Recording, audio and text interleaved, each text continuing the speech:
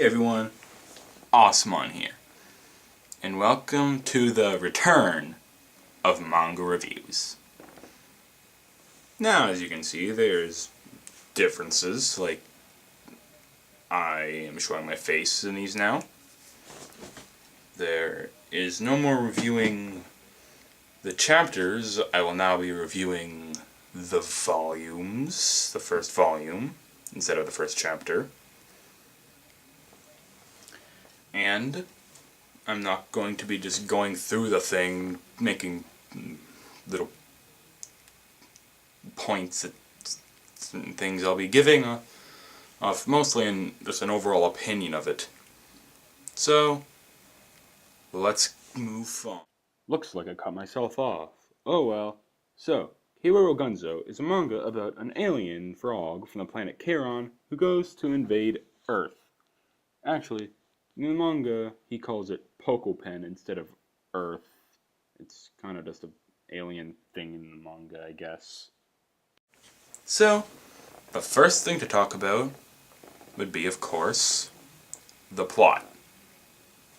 Let's get on to that. Now, besides character introductions, not much really goes on in the first volume in terms of plot.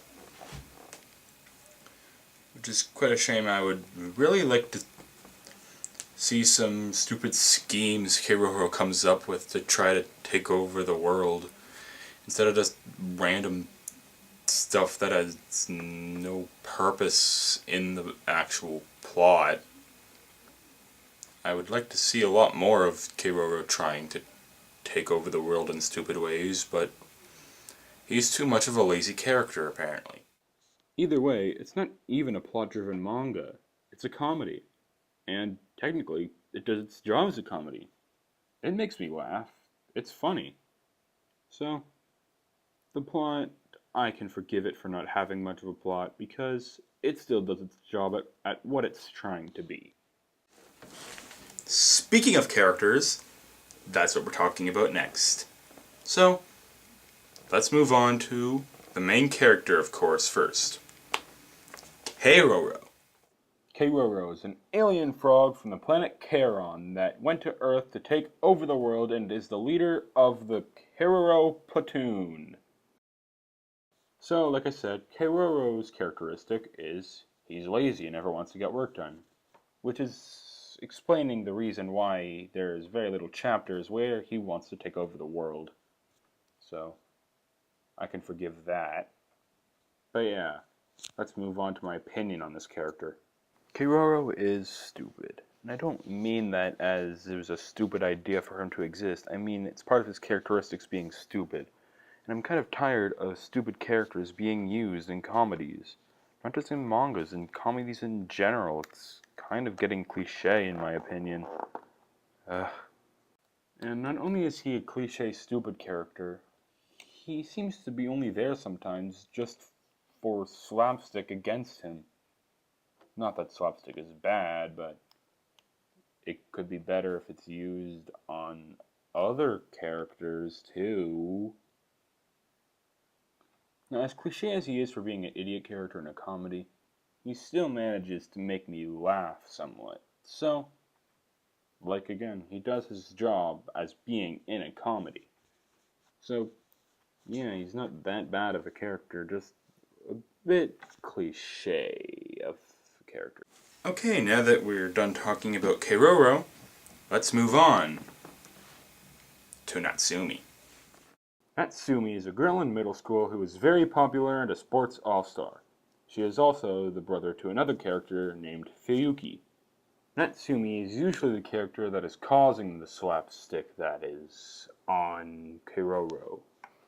And I know that it is also cliche to have easily angered girls in mangas, but for some reason, this cliche doesn't bother me as much as stupid characters. I personally think Natsumi is a very funny character and goes well with this comedy manga, and I do believe she is a better character than Keroro is. But anyways, let's move on to the next character. So, Natsumi has a brother. This character's name is Fiyuki. Fiyuki is unathletic and unacademic and is a paranormal fanatic. He is also the best friend of keroro. Now, Fiyuki is not a bad character. I wouldn't necessarily call him a favorite character in this manga, but he is not a bad one. He has some laughs here and there, though most of the jokes come from how pathetic he is. But yeah, he's not a bad character, and I kind of like him as a character. Okay, now let's talk about the mother of the family. That is Nodoka.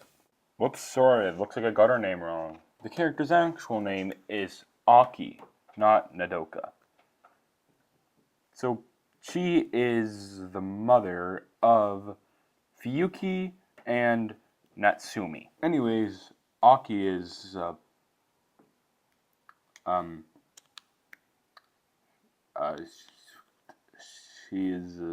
Aki is a character that is nice, calm, and motherly. Not a character that is super funny, which I think makes perfect sense. You do not need your characters to be super funny if you want them in a comedy series. You only need a good few of funny characters to pull off a good comedy. So, I like her. Keroro isn't the only alien frog in the series. The next one we'll talk about is Tamama.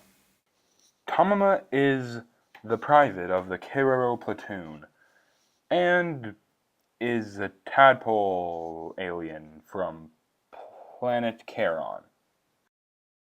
Tamama is probably one of my favorite characters revealed in Volume 1. He is a character who has huge anger management issues, and when he gets angry, he attacks whatever angered him with a giant energy beam, and he's really funny and fits the world really well. So I really like him as a character. Now, sort of like Natsumi to Keroro, there is also a human, or should I say, Pokopenian, that lives with Tamama. She is Momoka. Momoka is a classmate of Fiyuki who she also has a crush on. Now, Momoka actually has two personalities. Her first personality is quiet and passive, while her other personality is angry and aggressive. Momoka is a pretty funny character, and also one of my favorite characters that were revealed in Season 1. So, yeah, she is a very good character, in my opinion. So yeah, let's move on. Okay, the final character worth talking about in the first volume is called Mwah.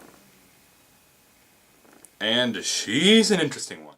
Mwah is a childhood friend of Keroro, and she has the job to destroy planets. Told you she was an interesting character. Mwah's personality is bubbly and nice, but she doesn't really get introduced until the last chapter of the first volume, so there's not really much to say about her since she's such a new character in the volume. So, she's an okay character. She's pretty funny. Let's move on. In later volumes of the manga, other characters get introduced, but since this is only a review of Volume 1, I will not be talking about them in this review. Overall, it does its job pretty well as a comedy. Now, it does have its problems and stuff such as plot, like why is Keroro Gunso not trying to take over the world like his goal was to? But, yeah. The lack of plot does seem to make up pretty well with its enjoyable characters and good jokes. Now, I would recommend this to all ages, but it's not for all ages. The manga can actually be much better for mature audiences due to the language and imagery. So, anyways, it's a very good manga, And I suggest you give it a read if you're looking for a funny manga. Unless you're a child. So, see you guys in my next manga review. Expect my next reviews to be mangas that I have already reviewed, but doing them again in the style I did this review in. You have my word. I promise that those will be my next reviews.